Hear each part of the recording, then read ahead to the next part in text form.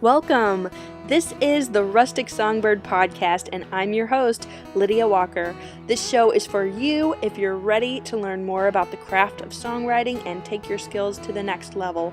Thanks so much for listening. Let's get started.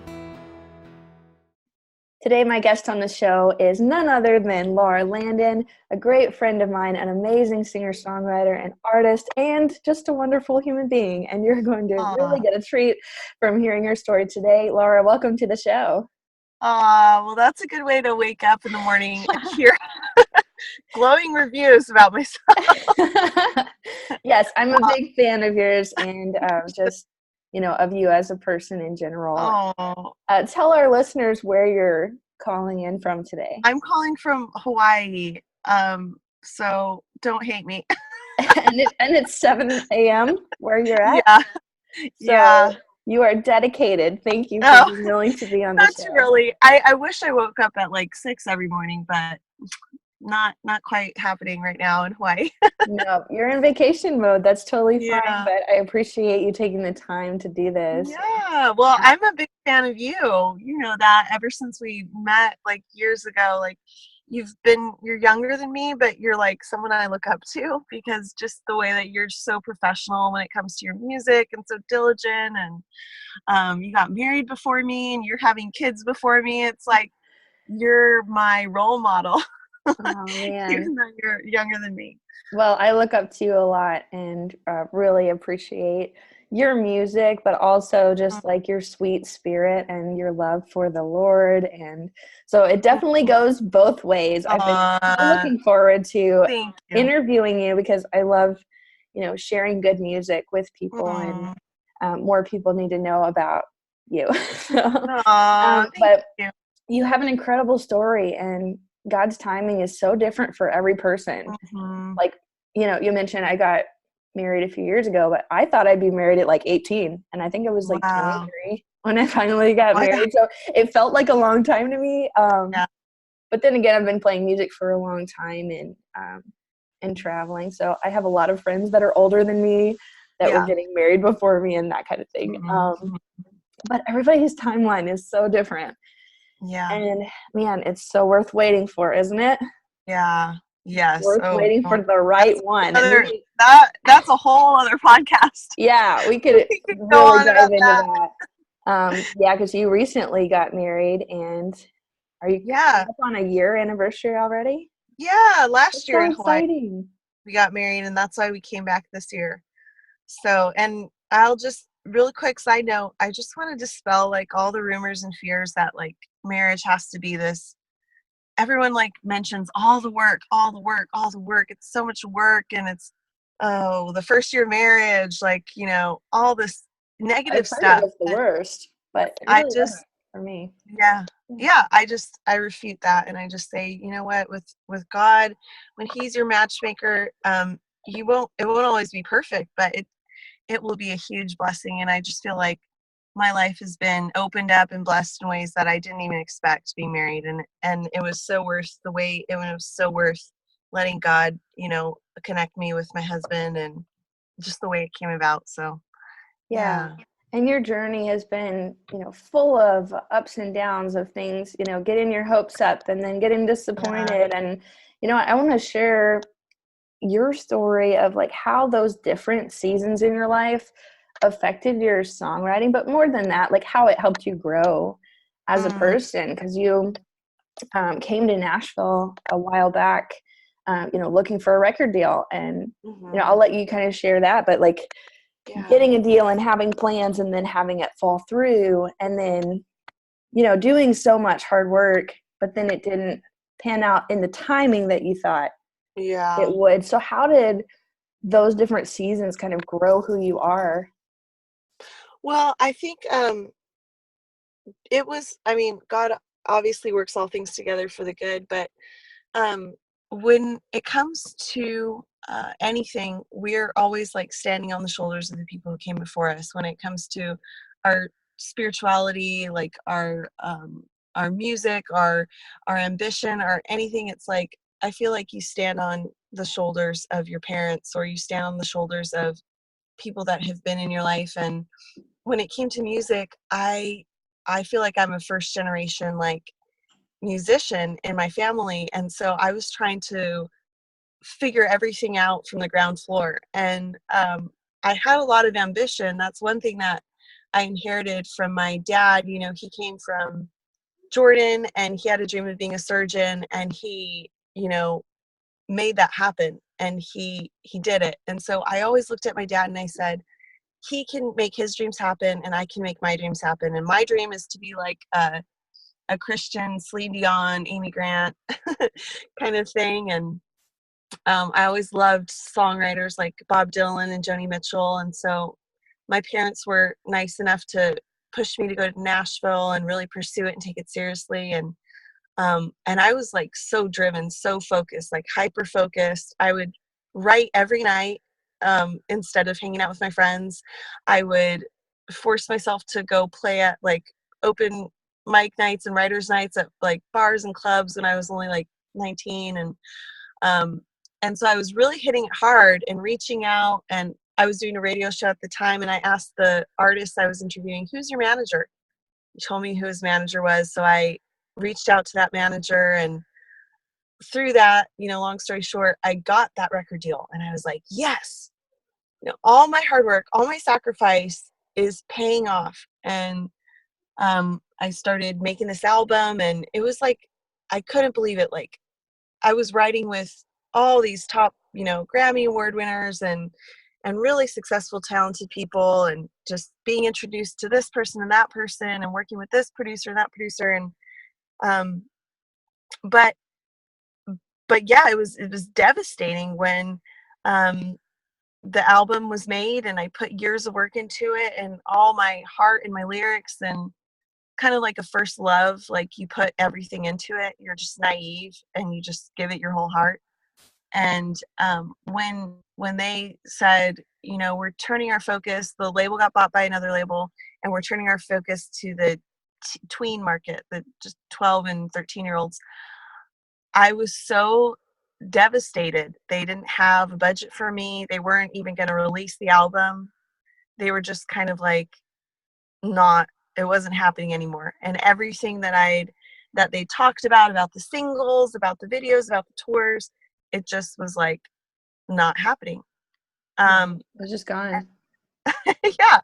Wow. And so I thought, man, I felt like the hardest part was over, but little did I know, like the hardest part just began. And that was the part of really having to ask myself, do I love this enough to continue even after being heartbroken? Do I love Mhm. this enough to continue even if I'm not on a label right now? Like if I'm just doing it independently, do I love it enough, and do I believe in myself enough to continue on this path? Do I believe that it's my destiny, God given, not given to me by any man, by any label? It's mine to do what I can do with it. And I always say, do what you can with what you have where you're at. Yes, And that's so good. that was just the beginning of my whole journey for the next, you know, I've been in Nashville for 13 years. So after getting the record contract, making the album, and then having that all happen, it was like maybe 4 or 5 years in. And then since then, I've been doing it independently. And it's always, it's continually like asking yourself, do I still believe that this is what God gave me? And it's my job to do something with it. Mhm. Whether or not it feels glamorous, whether or not it feels um, you know, celebrated. Sometimes it is, and sometimes it doesn't feel like anyone hears you. And sometimes you're playing on a beautiful stage with a wonderful sound system, and sometimes you're playing in really rough conditions. Like Yeah. you're lugging in your piano and your speaker, and you're setting up, and it's just a really humble experience. But um, I keep having to make that decision every day that God gave this to me, and it's mine to do something with it. And nobody else will hand anything to me. It's nobody else's. It's mine. And and whether or not I'm faithful with it, and whether or not I do something with it, is up to me. And so that's empowering. It can be a little discouraging or frustrating, but I want listeners right now to know that it's empowering, that what you have, what you have to say, the songs in you, they're yours and they're nobody else's. And it's up to you, between you and God, to do something with it. And whether or not it gets on a huge worldwide platform, or if it's just shared among close friends, or, you know, in any way that you can, it's yours. It's your baby, and you can take care of it the way you want to. Yeah, I think it's so important, especially if you are driven like that, you know, and willing to keep going when things get tough. Yeah, just knowing that, you know, God gave me this gift, He gave me the opportunity, and nobody's going to love it more than I do. Nobody's going to, you know, push as hard as I will. And so it is really important just to know who you are as an artist and a writer, and know whose you are, that Yeah. God is the one that created you and gave you the gift, and that He can bring you through any of those trials and actually help you grow through Mm, those things and become better at what you're doing, become a better person, where if things all went well, you wouldn't have that same opportunity to grow through the pain. right. And so the pain is actually necessary. And that's where a lot of people give up. They don't push through the pain to the other side of like what God was teaching them or testing them Hmm. through that situation. And there's two kinds of pains, and I've experienced them both. There's the pain of pushing and getting rejected and getting ignored and feeling frustrated, but you know that you're it's like you're lifting weights. You know that the pain that you're doing is building something. And then there's the slow and worse pain of not doing anything Mm, because you gave up, because you're afraid. yeah. And that pain is a dull, aching pain that is much worse. And I've tried to give up before, but the pain of not doing my passion is far worse than the pain of getting knocked down and then getting back up, but you know you're making progress. Yeah. So the pain of rejection is quick because it's Yeah. actually pain with purpose, as Yeah. opposed to pain with, you know, being scared or being lazy or running Right. from your calling. It's That's actually so better good. to just get it done and go through it and I like learn from it. I like what you said. You said pain with purpose. Yeah. And I have a song, it's called Better for the Breaking. And I totally agree with what you said, that, you know, God's more interested in your eternal soul and your character than He is with your immediate success. Yeah. Um, and this is just a tool and a journey, and your way to grow and have positive pain. Um, he might be using your passion to do that with you. Wow. So Yeah. I can totally see that in my life. So that is ringing yeah, true. And I agree that sometimes it's good to put ourselves in that vulnerable situation of like, hey, I might get disappointed and I might get rejected, but that's not going to stop me, because that doesn't define who I am, and it doesn't mean that's the only opportunity out there. If we put hmm, all of our eggs into one basket and say, you know, this is the one thing that's going to make or break my career, then we're putting it in the wrong place. We're putting our hope in the wrong place. yeah, And so, like you said, God has different plans than we think for ourselves. Like, you know, you had a platform and an opportunity, and then it just went away. So you have to be able to answer that tough question and say, am I still willing to do this if everything goes yeah. wrong and everything goes crazy? If I have to start all over again, will I still do this? And I've had questions like that in different seasons of my life as well. Like, do I love this more than I love God? Like, is this an idol in my life? Or do I love God enough to say, like, even if I didn't have music or even if I didn't have songwriting, would it still be enough just to be His and to be Mm, the person that He created me to be?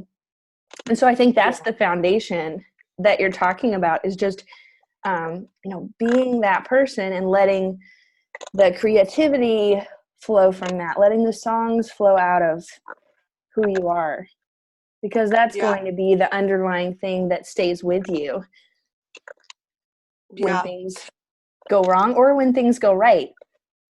I love what you said, and it makes me think of thinking of ourselves and thinking of what we're creating and thinking of what we're working on as more than just a career. Like it's who we are. And I always say singers sing, writers write, dancers dance.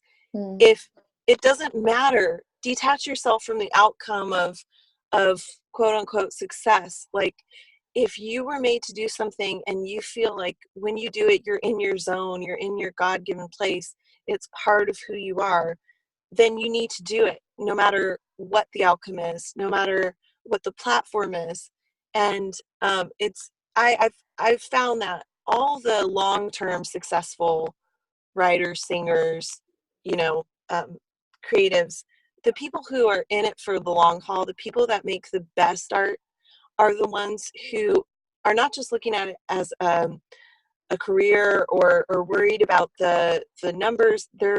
It's something they have to do, Yeah. and they're going to do it no matter what. And so if you're a stay-at-home mom, or if you're somebody who doesn't have a big platform, I have so many people who, living in Nashville, having a house in Nashville, so many girls have come into my house as a roommate and then left, and they Mm. go back to their hometown, and they came to Nashville to try to make it, and they go back home rejected, dejected, and they don't pick up their instrument, and they're not singing, they're not doing their thing. Mm. And I think that is a really sad thing, because you didn't come to Nashville to get this opportunity, and if it worked out, you'd sing or write the rest of your life. You're a singer, you're a writer, and no matter where you go, it's who you are, just like how we are God's beloved no matter where we are. you know it's just has to become, you have to look at it as it's part of you, and you don't have to put it down just because it's not going to be your career or your commercial success. Yeah, those are the people that keep showing up no matter what. They show up to the gigs where there's no one listening, or it costs more to drive to the place than you get paid for it, or writing those songs that aren't that great to get to a song that is great, and just pushing through all those obstacles for the love of it, and Mhm. not for the fame or for money or to be a celebrity, because most of the time that doesn't pan out. But like you Mhm. said, that long-term commitment to, this is who I am, so this is why I'm doing it. It's Mhm. not for the accolades or Mhm. any kind of award or to be on the radio. It's like, if that's your goal, then you're probably going to miss it, or at You're gonna least burn out. of what's actually important. Mhm. And so I Mhm. love that you said that's just who you are. Writers are going to write because that's who they are. It's something that, like you said, you can't even stop doing it. When Yeah. it's your passion, when it's what you're made to do, you can try to run from it, but it's kind of like the story of Jonah. He ran from God, but he knew it wasn't the right thing to do, and eventually he turned back around and obeyed God, and Yeah. he was dragging his feet the entire time, and God still used him.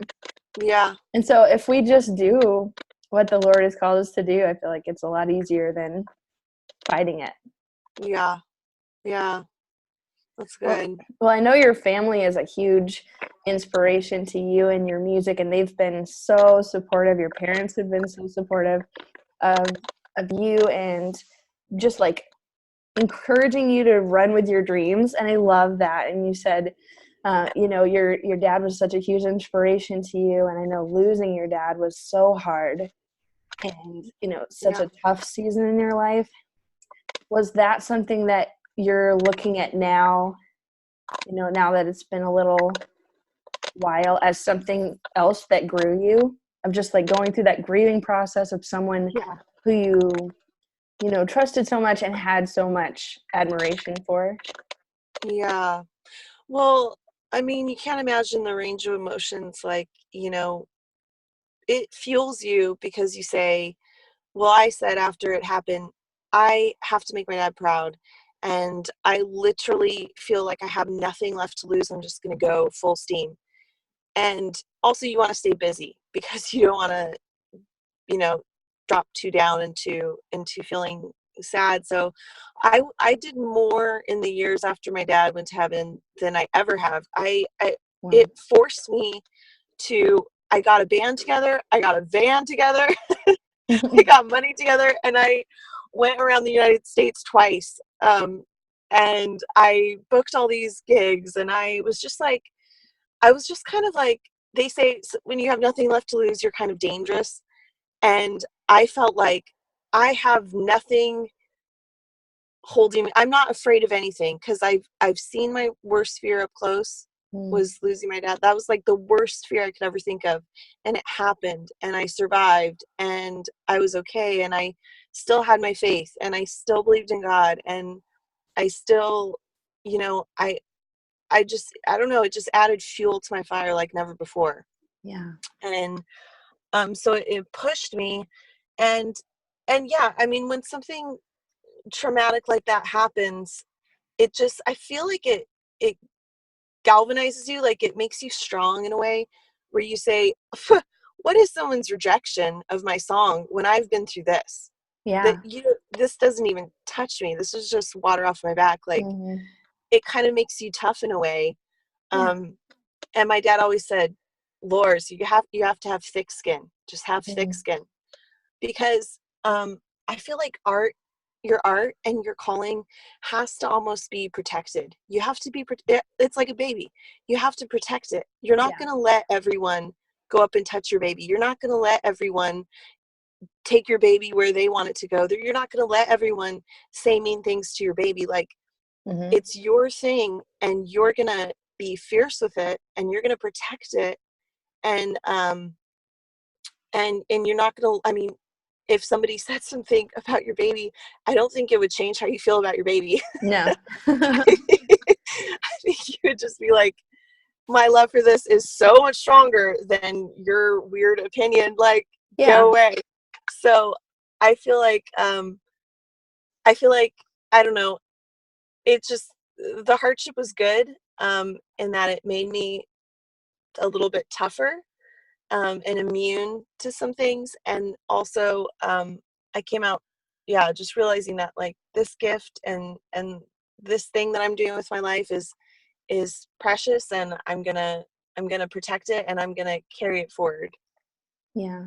That's awesome.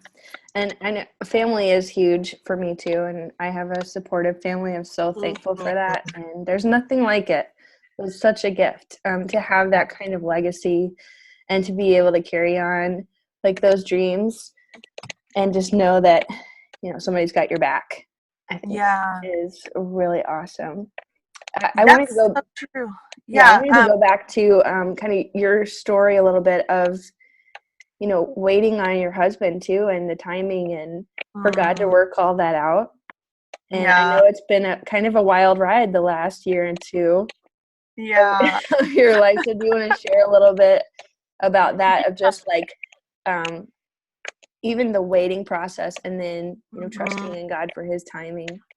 Yeah. Well, I mean, I haven't done it perfectly. I would say I made a lot of mistakes, just to be totally honest. Like, I always, I've always had this, relationship with God, and wanted to do things His way. Like, that's always been my desire. I think that's most, Christian people's desires, to do it God's way. But that doesn't mean that you always succeed at that. And I got into many relationships in my 20s, dating relationships, where I was like, seeking God and like, is this you, God? I'm gonna try it. I'm gonna step out. I'll go get coffee with this person, or I'm dating this person, but I'm praying about it. I want to make sure that it's God, and always aware that I wanted it to be God. But I don't know. And it's kind of frustrating. I don't have the answers. I always seem to miss the mark. So many times I missed the mark, and thought that I was following God, and thought that I was pursuing him with all my heart, but I ended up being in a relationship that I didn't have peace about, and I would have to break off. Or I went through a period of like, I'm not dating anyone for 3 years. I'm not even gonna like go on a date. I'm never gonna kiss anyone again until I'm like married. And so I've gone through all these like phases and stages. So I just want to encourage people, like, I'm not this perfect, what I feel like you are, this perfect. I feel like your story is really sweet. Like, you're young and you never kissed anyone and you did it right and it was blessed and like it was beautiful. And you're like my role model, because I was really kind of struggling. Even though I was pursuing God, I was struggling with like getting involved in this wrong thing, or you know, I was engaged, I mean, 3 years ago, and I Yeah. didn't have peace about it. I remember talking to you and being like, is it normal to feel like anxious all the time? Is it like, how did you feel when you met your husband? Like, I just don't feel, Yeah, I I mean, remember that conversation. And you were saying there's just so much struggle and like I just don't feel right about this. I'm like, no, yeah, you should have peace about it if it's the right thing, you know, and it's not yeah, usually a good sign if you're fighting all the time, you know. And right. so yeah, I remember that conversation. And you know, I'm thankful for our story as well, but I went through so many times. You know, I went through several relationships as well, just like heartbroken, like, God, but I thought this was the person. And like, I Yeah, had all these plans and I thought, you know, I'd marry like my first boyfriend and wouldn't yeah, have to date other people, you know, and sometimes it doesn't work out that way. And so just being able to trust God to mend those yeah, emotional wounds and being willing to open your heart again when God does bring the right person takes a yeah, lot of strength. yeah. It's almost like your relationship with music. It's like when you have your first cut as the deepest and you're knocked down, you decide, yeah, it is worth it. I was meant to love. I was meant to find my partner, and I'm gonna get back up again, and I'm gonna go for it until that happens. Yeah. And you just don't drop out of the race. But so I didn't. I was 31, and I ended an engagement, and the one that I felt nervous about, I was like, I I thought I was pursuing God this whole time, and I know that I have been, but I know that this person is not meant to be my husband. Like, I just cannot feel peace about it. So I broke up with him. And that's when I got very desperate. I was just embarrassed because we had like our engagement pictures online. We set a wedding date. We made invitations. Like, Yeah, it was all very public at that point. it was a very public relationship because we did music and ministry together, and we were always posting pictures and videos together of how wonderful it was to be able to do music together and do ministry together. And it was fun. Um, but so everyone knew us as a couple. And then I broke it off, and I was just really discouraged. And I remember having this weekend, when I was alone at my house and just fasting and just really depressed. And somehow I stumbled on somebody's podcast. So who knows who's going to find yours Yeah, and how it's going to speak to them. you But I never stumbled know. on somebody's podcast, and it was just really encouraging and truth giving to me about relationships, God's way. And then I listened to Derek Prince's audiobook that I recommend to everyone, called God is a Matchmaker. Mm. And I realized that even though I had been trying to give my relationship area to God, I had been trying to work it out and then run it through God's approval for like a final Mm. stamp of approval. Like, I'm going to work out this whole thing and I'm going to pick him and I'm going to do it. And then like when I'm good to go, I'll just like submit the paper, you give it your stamp, and we'll go from there. Yeah. And I felt like I learned that God has to be my matchmaker. And I don't know if this is going to resonate with everyone, but I was so desperate and I was so sick of failing that I said, God, you are my father. Now that my father has gone to Mm. heaven, you are the one who knows my whole life from the beginning to end. And I want you to actually choose my husband, like an arranged marriage, and pick somebody for me that's going to be good for me. Mhm.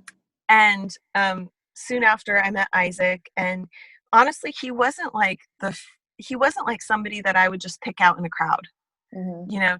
to that I would usually, just pick out.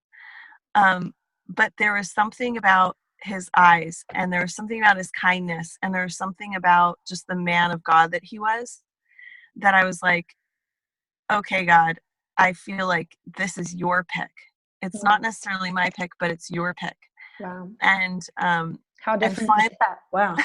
yeah, and So cool. finally, I had a relationship where, I said that I didn't want to do anything physical or sexual before I was married, and this is the first relationship where that actually was carried out. And I was like, wow, that's another sign from God. And he met my family and I met his family before we were even like a couple, and that was another sign from God. So I finally felt like this is happening in a way that I always dreamed it would. This is happening God's way, and this has like a peace on it. And it has been peaceful. We met in May and we got married in December. So Yeah, when it it's happened. right, you just know. And it's like, Yeah, why wait a long time if you don't have to? right. Once you know, sometimes it goes quickly, kind of like a Yeah, whirlwind. when it's right. Yeah, Yeah, I love that you said, you followed where God's peace was, and then it wasn't you trying to make it happen anymore, but it was God bringing him into your life at the right time. And I think that goes for so many things in our life when we trust it and give it over to him. And I've heard so yeah, many people say that, and it's yeah, hard to do. It's easy to say, yeah, but hard to do. Um, but when that actually happens, when it's in God's timing, it. It just yeah, feels right. It works. You know. yeah. And it's kind of hard for me because I don't know, maybe it takes years of experience or just your experience with God, but I always struggled with, how do I be proactive and faithful with my gift? A rolling rock is easier to move and direct than a stagnant one. How do I be proactive with like my dating life, like, going out to church or going to places where I'll find a good mate, being proactive, or like with my music, like doing what I can with what I have.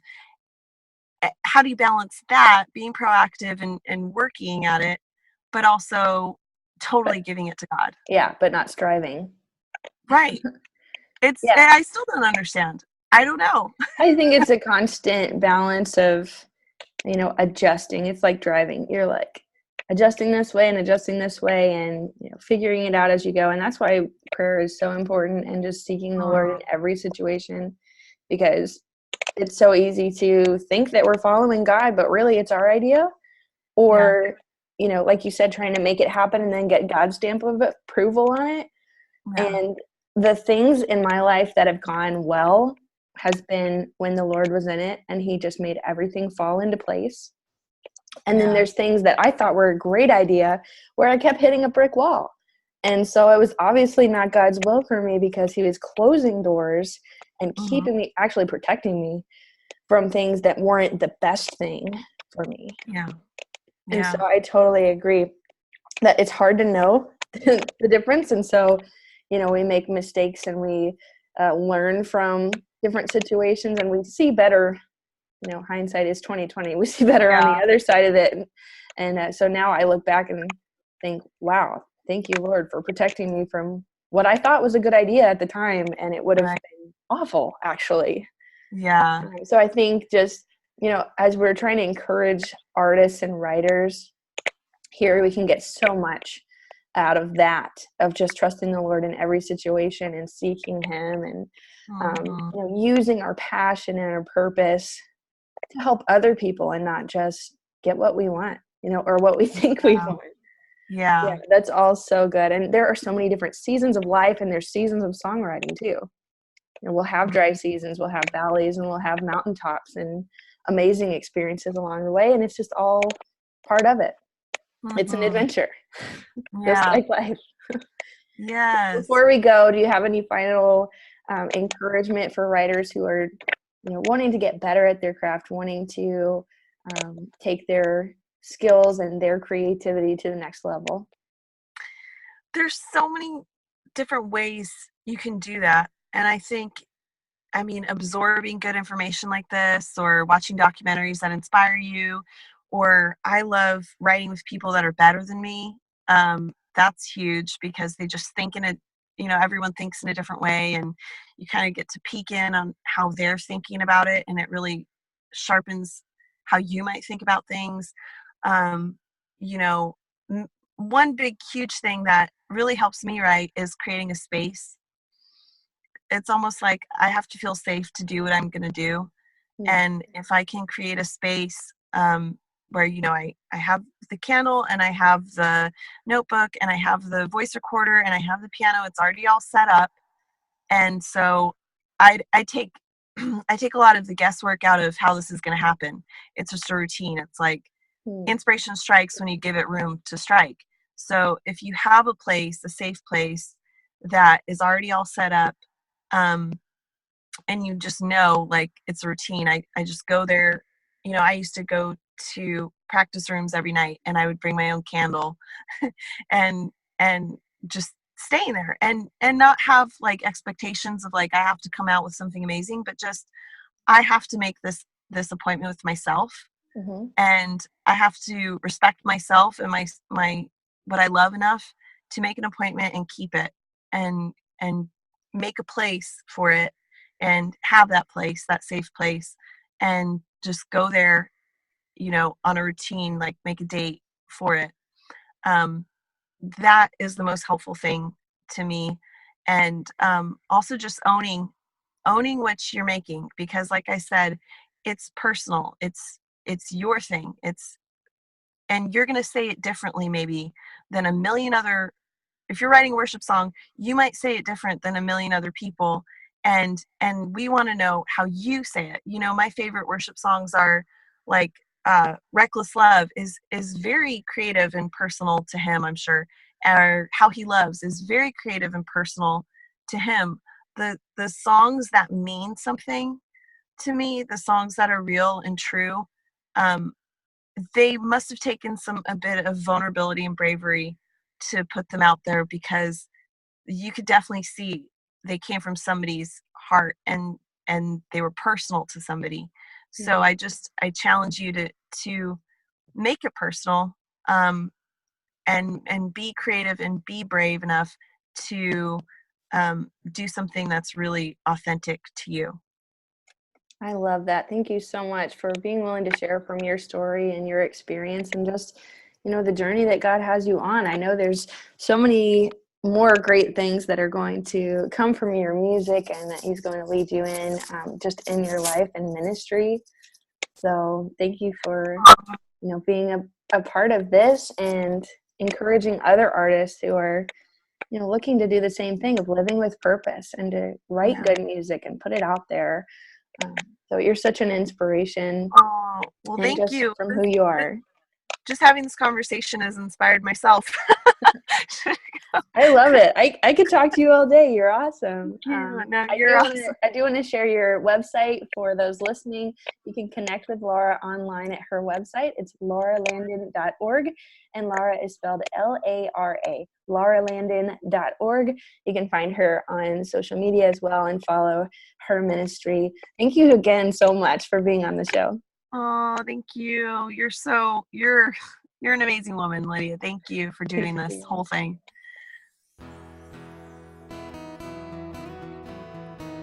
If you enjoyed this episode, be sure to subscribe, rate, and review this podcast, and share it with a fellow writer. Thank you so much for listening. I'll talk to you in the next episode.